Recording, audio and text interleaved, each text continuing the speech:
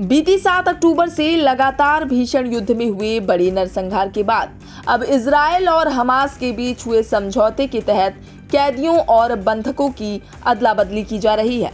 बीते दिन इजरायली सरकार ने उन इजरायलियों का एक वीडियो जारी किया जिन्हें 24 नवंबर को गाजा में कैद से रिहा किया गया था और वे हमास के साथ युद्ध विराम के हिस्से के रूप में इजरायली धरती में प्रवेश करने के बाद हेत्जेरिम सैन्य अड्डे पर पहुंचे थे। हालांकि इजरायल और हमास के बीच हुए समझौते के पटरी से उतरने का खतरा भी पैदा हो गया था। दरअसल समझौते के दूसरे दिन इनको छोड़े जाने में करीब 7 घंटे की देरी हुई। हमास ने इजरायल पर समझौते की शर्तों को ना मानने का आरोप लगाया, जिससे देरी हुई, जिससे कुछ समय के लिए युद्ध विराम समझौते के टूटने का खतरा भी पैदा हो गया था। हालांकि बाद में बंधकों को रिहा भी कर दिया गया।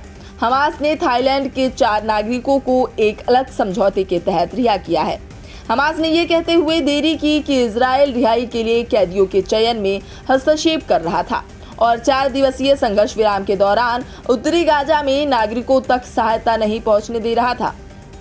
इस पर कतर और मिस्र के मध्यस्थों ने हमास की चिंताओं को दूर किया। हमास ने कहा कि उसने मिस्र और कतर के मध्यस्थों को सकारात्मक प्रतिक्रिया दी थी जब उन्होंने इजरायल की ओर से समझौते की सभी शर्तों को बनाए रखने का वादा किया था। ऐसे में वो शर्तों से पीछे न हटे। उधर इजरायल का कहना है कि अगर हमास हर दिन करीब 10 बंधकों को रिहा करना जारी रखता है तो सीज फायर को बढ़ाया जा सकता है। गौरतलब है कि शनिवार को रिहा किए गए ज्यादातर इजरायली बंधक किबुत्ज बेरी से थे, जो 7 अक्टूबर के हमले में सबसे ज्यादा प्रभावित हुए थे। रिहा किए गए लोगों में से कई ने 7 अक्टूबर को अपने परिवार के सदस्यों को भी खो दिया था। रिहा हुए कई बंधकों के रिश्तेदारों को अभी भी हमास ने अपनी कैद में रखा है। गौरतलब है कि हमास ने इजरायल पर 7 अक्टूबर को अचानक अटैक कर करीब 240 लोगों को बंधक बना लिया था।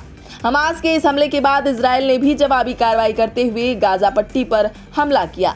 इजरायल और हमास के बीच 4 दिनों तक युद्ध विराम के दौरान कुल 50 इजरायली बंधकों को और 150 फिलिस्तीनी कैदियों को रिहा किया जाना है। ऐसे में ये युद्ध विराम खत्म होने के बाद देखना होगा कि इजरायल हमास के बीच छिड़ी जंग पर रोक लगती है या ये लड़ाई कोई और नया मोड़ लेती है।